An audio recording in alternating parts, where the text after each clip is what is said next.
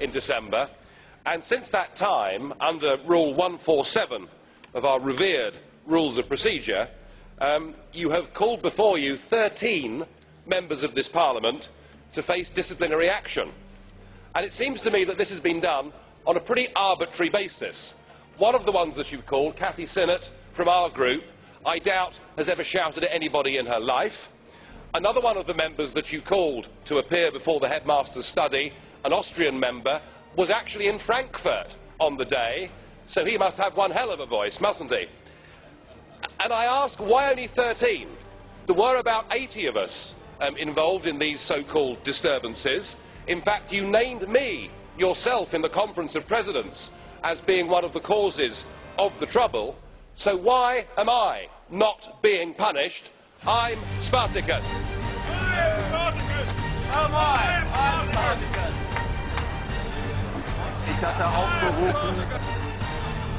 Tomorrow, 11:30, the Prime Ministers will sign a final treaty none of them have read. They sign a bundle of amendments they cannot even understand. Yesterday, the Danish Parliament refused a referendum on a treaty they have not read. They breached the Danish constitution. All negotiations in the IGC and the Linguistic Lawyers Group have been kept absolutely secret towards many members in this Parliament. First, they undo 2 referendums rejecting the constitution.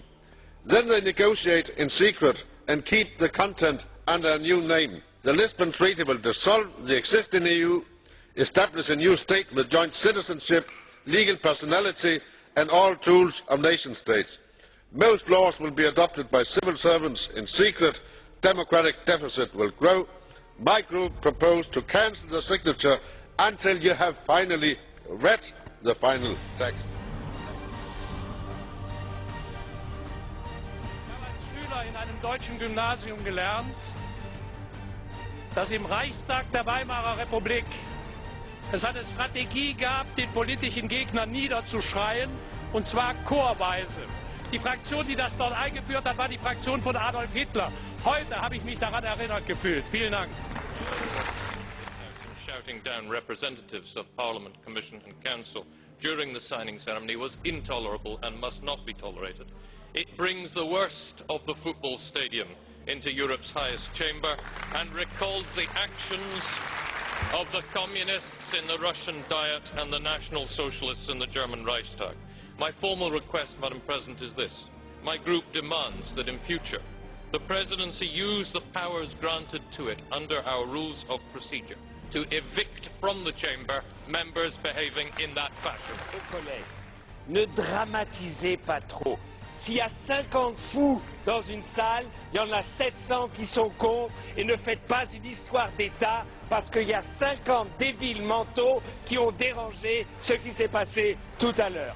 Calmons-nous, calmons-nous, et Graham, ne demandons pas la sortie physique. Je crois qu'un Parlement libre est un Parlement qui supporte des fous, même s'ils sont désagréables.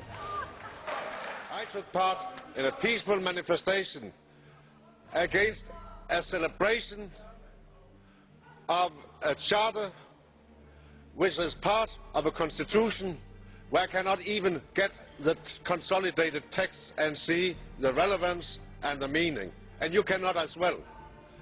What you are going to sign tomorrow is a treaty none of you have read simply because it's not possible to read it. You conquer our voting time to celebrate a victory over democracy, and therefore I will not attack my colleagues. But I have to say to Mr. Schulz, I did not take part in crying. I understand it entirely, but we have in Denmark a different tradition. So I was there with my T-shirt calling for a referendum, and I think all of us should call for a referendum. This is the democracy norm you are defending. Thank you.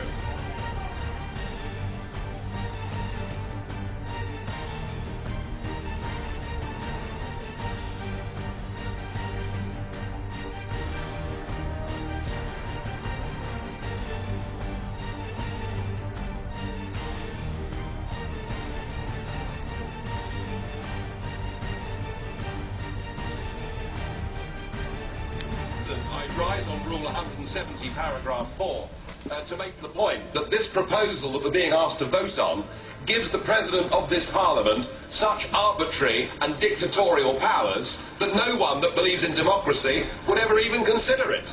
But to be asked for us to vote on it when the political groups in this Parliament have not even had time to discuss it, surely cannot be right. And so I ask that this vote is adjourned to the next session in Strasbourg so that people actually get a chance to understand the huge implications of this vote if it's passed. Could it be that the reason you've acted in this arbitrary fashion, tearing up the rule of law, is because you are taking out on us the surrogate contempt you feel for the national electorates who keep voting no on the Lisbon Treaty whenever they're given the opportunity? If I'm wrong, prove me wrong by holding the referendums that you used to support when you thought you could win them. Put the Treaty of Lisbon to the people. Pactio o Licipiensis. Mr. President, an absolute majority is not the same as the rule of law. I accept that there is a minority in this House in favour of a referendum, that there is a minority in this House against the ratification of the Lisbon Treaty. But this House must nonetheless follow its own rule books. And by popular acclamation, to discard the rules under which we operate is indeed an act of arbitrary and despotic rule. It is only my regard for you, Mr. Chairman, and my personal affection for you that prevents me from likening it to the Ermächtigungsgesetz of 1933, which was also voted through by a parliamentary majority, and I ask this House not to vote it. Will you come outside? Until we have a time now. You don't say that. Cette réflexion est intolérable. Nous allons prendre des sanctions internes au niveau du groupe et je vais demander l'exclusion de M. Hannen au niveau de notre groupe.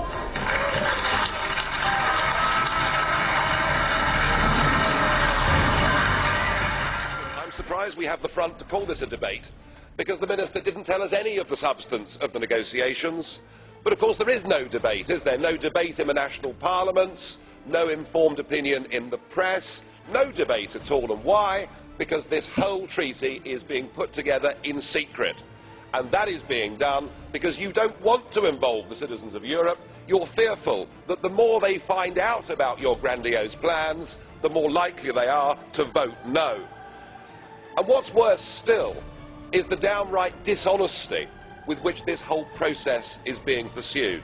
For Angela Merkel, in a letter, to talk about the proposal, to use different terminology without changing the legal substance, I mean, it's Alice through the looking glass stuff, isn't it? It's the twisting of language. It is the deliberate attempt to stop there being free and fair referendums in European countries. It's your plan to act like a bulldozer, just to sweep aside the French referendum result, the Dutch referendum result, to pursue your political goals without taking the people with you.